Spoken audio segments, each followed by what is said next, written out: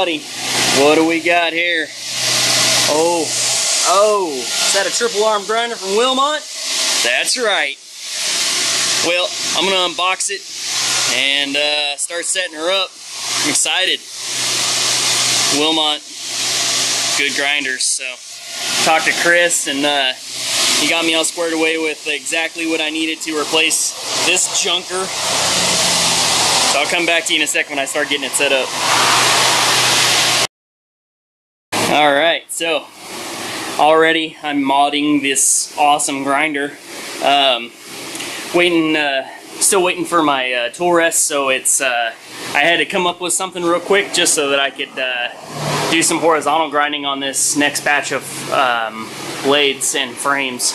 So I just Chris sent me the start of the tool rest. It's just he had a he was working on the bar and stuff, so he hadn't had it finished. He just wanted to get me the grinder real quick, so the tool rest is coming, but I just wanted to throw something together real quick. I'm actually going to mod this grinder. 90% of the time it'll be a horizontal grinder. So I'll show you what I'm going to do, and I'll show you this tool rest I just made. I just got to change the battery out on the camera. Okay, sorry about that. I changed battery. This thing eats batteries. So I did this real quick, just on the mill. I threw it together. I bet you this whole thing maybe took me, I don't know, an hour total to build it in CAD, program it, come out here, throw a plate of aluminum on a fixture, machine it. It actually uses a lot of the parts that Chris already has. So this this rod here is from Wilmot with the work rest. This lever is for the work rest that already came on it. The only thing I added was these two pieces of aluminum, this quick turn knob, and then another quick turn knob here, just because I needed a smaller one to lock this in. Relatively straightforward. It's just I ran a tap through the rest of this arm so that I had threads on the other side, and then I just use a 3/8/16 locking lever like Chris provides with everything. Cut this one oval, you can see here. Sorry, the camera's crooked. Here, let me take it off the tripod, that might help. Okay, that's probably a little better. Now you can get an idea of how it works. So this, it's just got a little 3/8 slot running through it. It's like 1.25 inches, 1 3/8. It's 1 3/8 wide, 3/8 slot. Lots of bearing surface. Same thing with this, but down here I added a 3/4 inch hole, slid it with the bandsaw, and then drilled and tapped a, I don't know what this is, I think it's metric, but a 1/4 inch threaded rod, or I don't know, maybe 5/16 threaded rod would work. Then counterboard it so that it would clamp this. So it works pretty good. Relatively simple. So it's fairly tool change. You don't need any tools to change it, other than right here. One thing I am going to add to my CAD files, I forgot to put a notch back here so that this nut would drop in there and lock into place, so you wouldn't need a tool for this. So currently I need a 9/16 wrench to loosen this portion. I may pull it off of there and pocket that so that nut drops in, and then I won't need a tool to do this. Let me put you back on the tripod, and I'll put it in the horizontal position so you can see it. Maybe. Kind of hard to do this. There we go.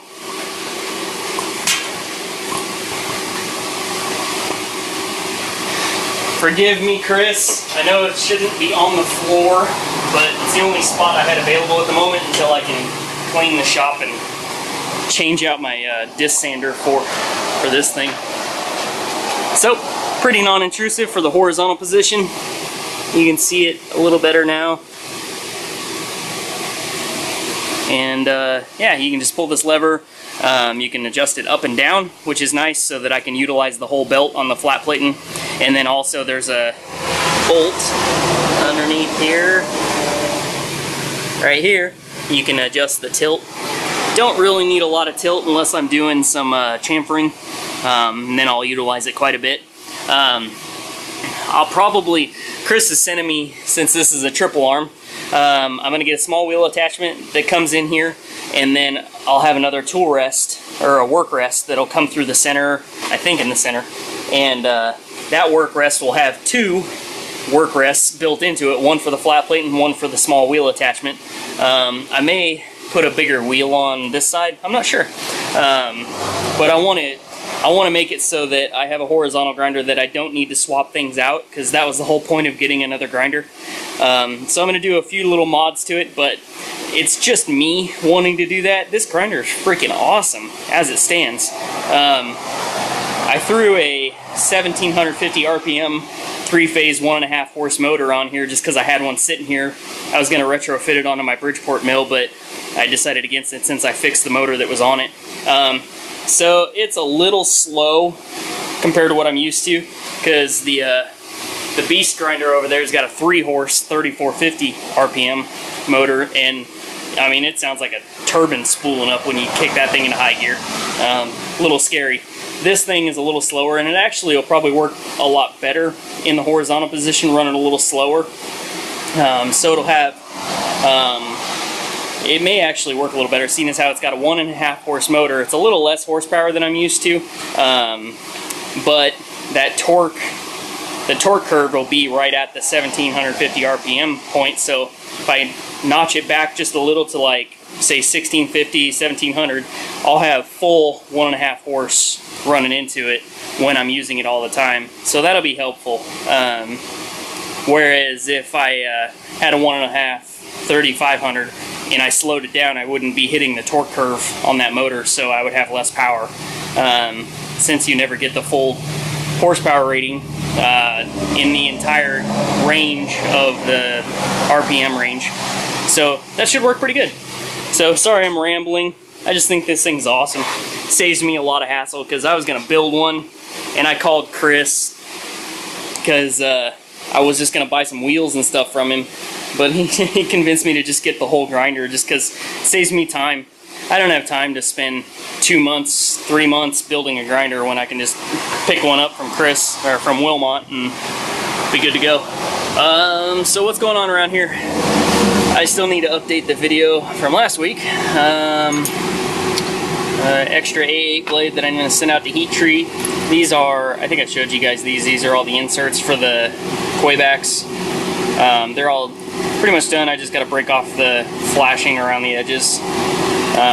Pocket clips.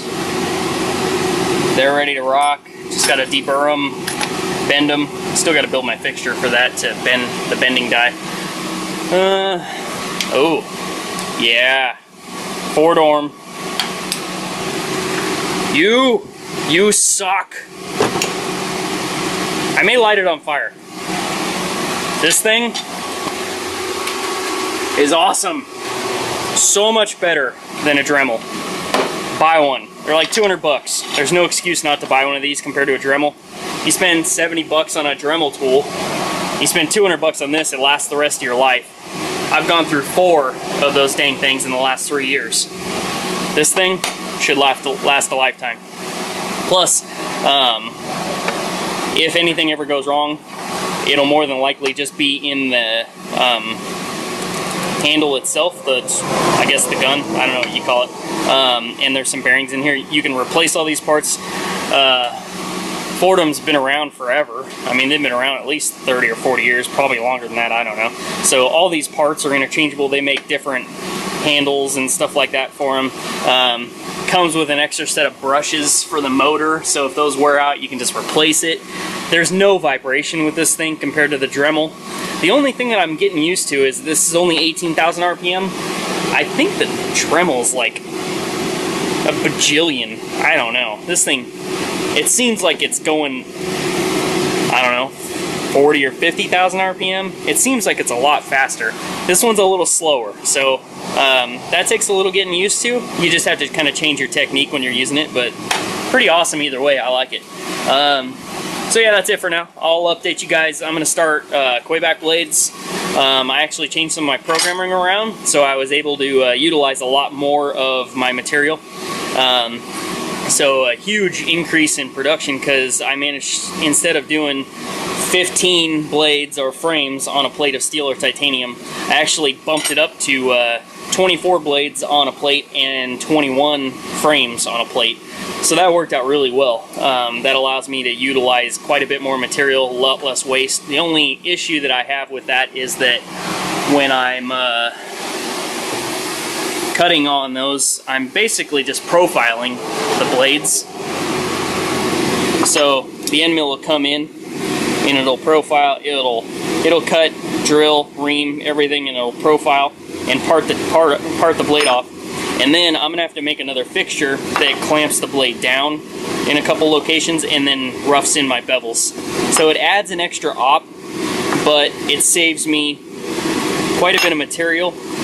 I think I cut my cost in materials cost for blades down, I cut it in half by being able to do this, basically, roughly in half. So it allows me to do that. So even if it takes me the same amount of time as before to profile them and then machine the bevels to 80%, I still saving right there. So I'm just utilizing as much as I can. Don't mind the gouging on this thing. My tool has had a couple of chips in it, but I only rough them to 80% anyway, so I grind all that off. I just like to take a bulk of the material off. Saves me in end mills. So yeah, once I get started on that, I'll give you guys a holler and show it to you. Alright guys, so still trying to keep up on the movies and all that fun stuff. Come in, mind the oven mitt sitting on the kitchen counter. So just giving you guys highlights, things like that. Got a Damascus A8 done. Again, mind the oil. It's freaking super humid and everything's deciding it wants to die. But this one turned out pretty cool. You guys have seen me been working on this. Finally had a chance to get it finished. Bunch of pictures on Instagram. Probably the next video I do will be for the auction of this, so stay tuned. This is definitely a one-off custom. It's all bearings, HRD, new pivots, Damascus. Standoffs on this one. I haven't done standoffs in years. But,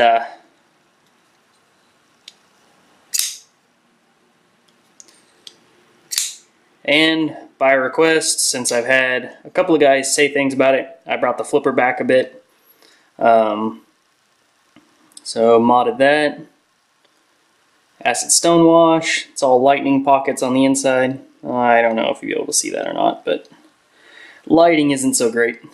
But A15s. Gotta love it. So yeah, busier than one-legged man in a butt kicking contest out here.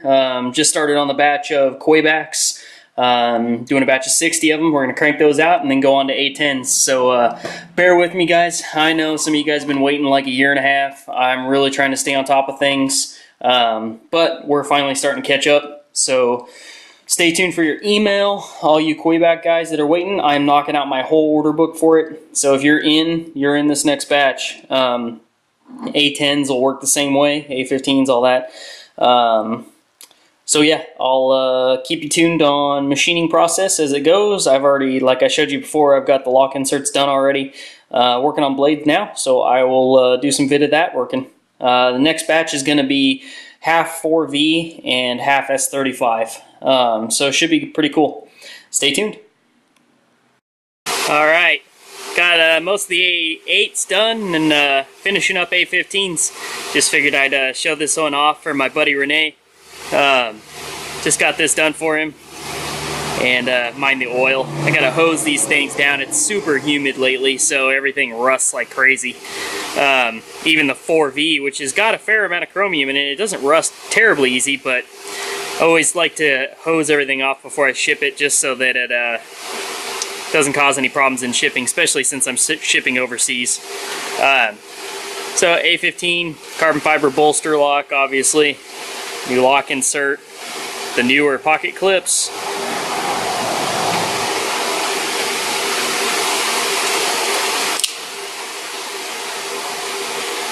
Acid stone wash on the blade. Mind the oil. I gotta say, these steel lock inserts are epic. I love them.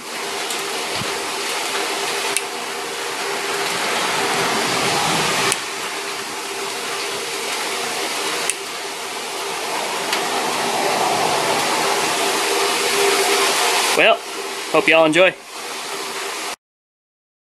Alright guys, so sorry about the noise in the background. The mill's still running, just roughing in bevels on the mill. I figured I'd show you how I profile the blades quickly to be able to put them on the second op fixture for the mill. So figured I'd show you the nice new grinder set up horizontal and show you how I grind them real quick. So bear with me, you probably won't hear me. I gotta put my mask on so I don't die of silicosis. Alright.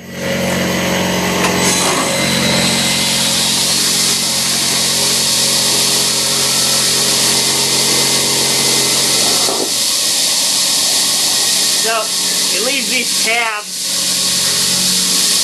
I just gotta grind them off and then chamfer the edge real quick. That helps me put it on the fixture nice and flat. Just knock the burr off real quick.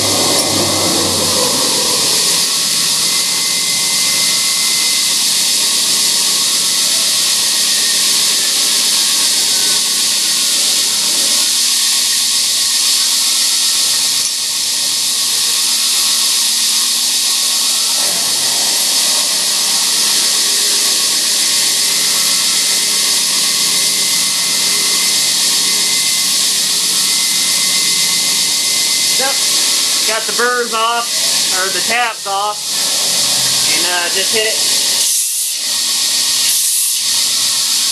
Knock the burrs all the way off, and then just real quickly chamfer the edges.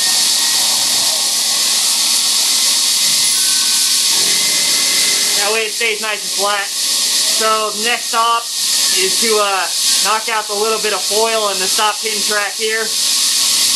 Let me see if you guys can actually see this. There we go. Let me pull my mask off. Might make it easier for you guys to see. Alright. Sorry, gotta move the camera around.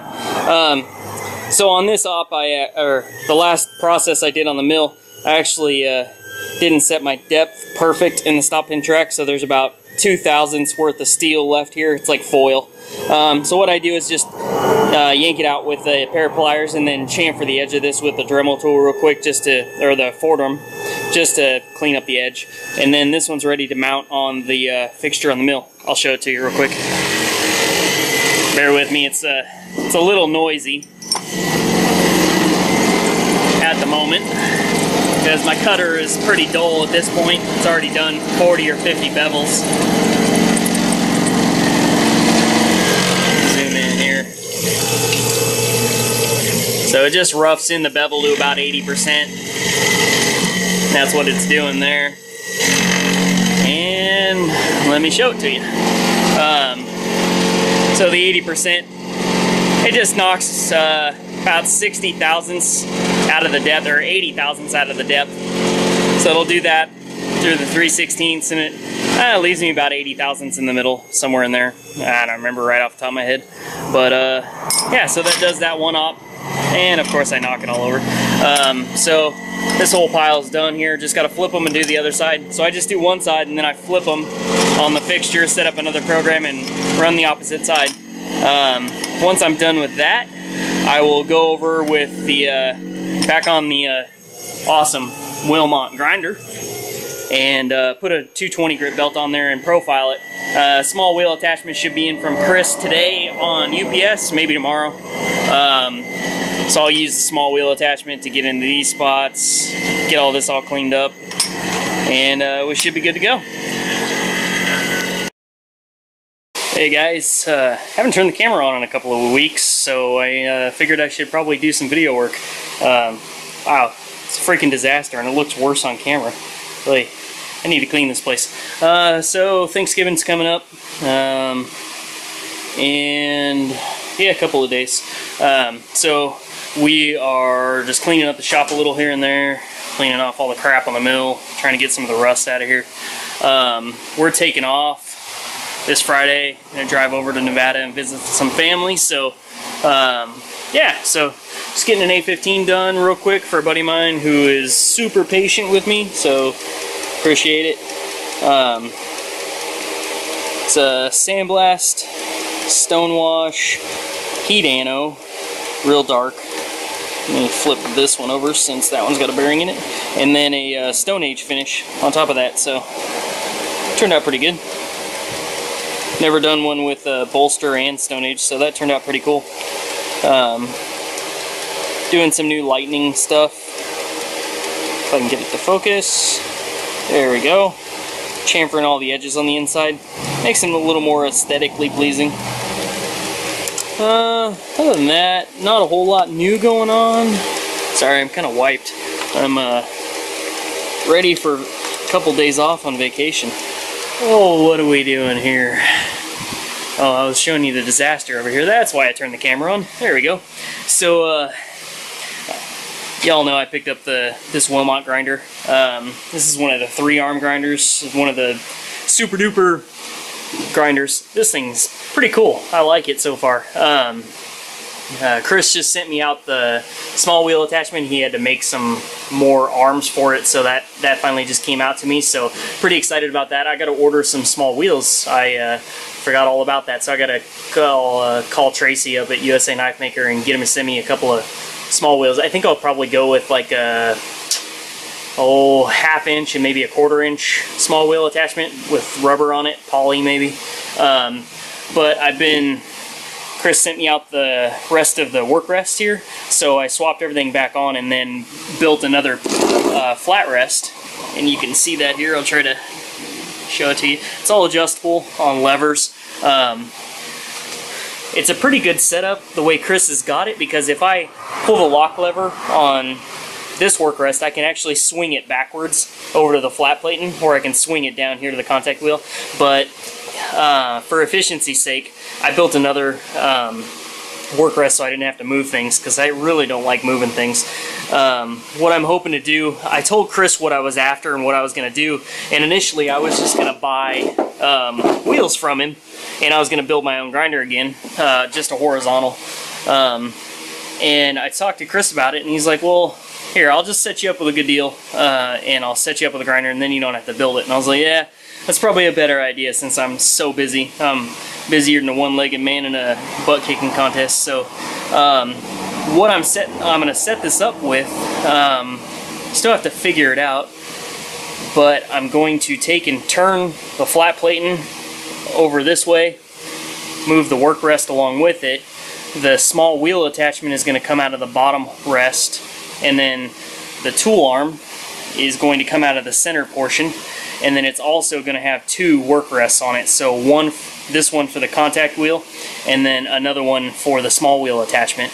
I'm not exactly sure how I'm going to set that up right at the moment. I got to wait till the small wheel comes in, and then I'm going to build another. I'm not certain. I may order another work rest from Chris, or just build another aluminum one real quick. Time is of the essence, but you can kind of see. I'll let you get in on there. Hopefully you can see that.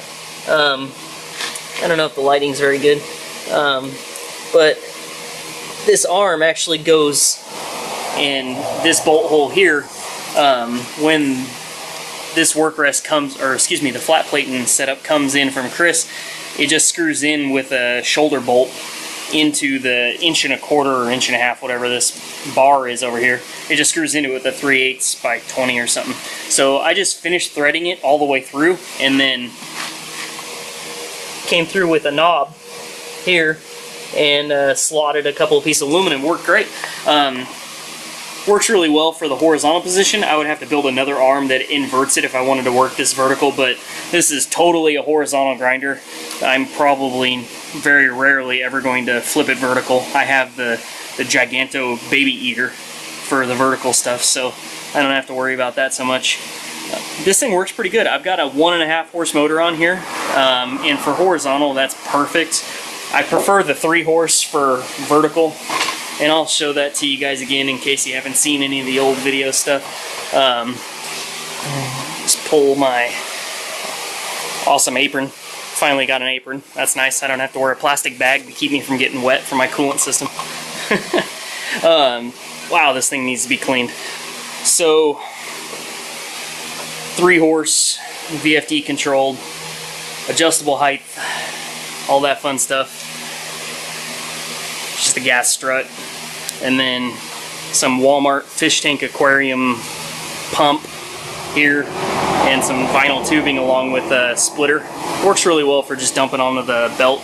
I'm going to build a separate setup with some line lock that comes and sprays right on the belt from this way, and then also circulates water through the platen to cool the platen. That'll allow me to grind a little faster. If I was going to build this over again, there'd be a few other things I would do. I would add a second setup here. I kind of shortchanged myself here. I can fit a tool rest or a work rest in here, but I didn't build it for it. It was kind of an afterthought, so I would probably do that a little differently if I was going to do it again. But it's been working good for the last couple years. It's filthy. I would love to paint it like satin black and leave all the stainless screws so it kind of looked like a fighter bomber or something, but works pretty good for now. We are going to set up the horizontal, the Wilmot grinder, over here. I'm going to get rid of this bench, nix this little sharpener and build a better one, and then get rid of the disc sander. I'm actually going to mount the disc on the Wilmot grinder, and I've got that partially set up. I just need to order some neobendium magnets, I think that's how you pronounce it, to machine into the bottom of the disc, and then it'll slide into the contact wheel through here, through just a keyed, like a stub shaft that'll pop out. It'll feed into the bottom of this, and then the magnets will hold it down on the horizontal. It'll work pretty good. I've run it on the Wilmot with a little stub shaft that I built so far, and it works really good. It's just I worry about it flying off there when it's going Mach 9, so I want the magnets. Yeah, so I'm gonna have to find a new home for the bandsaw.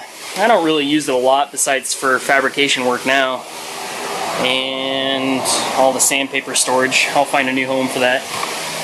But I got the big toolbox finally. I got the top box, got it all organized, and then I took my old silver ones and threw them down in the bench over here, so I've got some more storage. Moved my little medical dispensing jar or container, plastic containers down here for miscellaneous nuts and bolts storage, so that worked really well. Forgive the mess. I really need to clean the shop like normal. What else is going on? Got a demagnetizer. I've been needing one of those for a long time, ever since I got a surface grinder. It's epic. Also, I bought a new tapping head off eBay. I think I paid 200 bucks for it. It's a Tapmatic R3. It's adjustable. It's got a ball bearing clutch instead of a organic clutch, so it's gonna last a little longer. And then I just run a 440 tap in there for now. I've used it a couple times now. I figured out the programming in SproCam and used it on the Tormach. Worked really well. You just plug it in with a quick tool change and just pop it in and then set your programming. It's not too bad in SproCam. I don't know if anybody uses SproCam that watches these videos, but you just go in, set a drilling cycle as a simple drilling, and then reverse your retract speed comes out at, or no reverse, but you retract at 175% of your feed rate. Works really well. I pulled through and actually tapped this frame with it. Just drilled a 99 thousandths hole and then ran through with the tapping head, and bam, I had 440 holes. It was perfect. So this guy will not get quite as much use, so it may be repurposed. I'm not sure yet though, but it works pretty good. So that's about it. I will try to upload this video before we take off for the week, because then you guys will get nothing for 3 weeks. But I just want to wish everybody happy Thanksgiving. Be safe. Don't eat too much. If you do, go to the gym. It's good for you. Stay healthy. All that spay and neuter your cats and dogs sort of thing. Alright guys, well, happy Thanksgiving. God bless.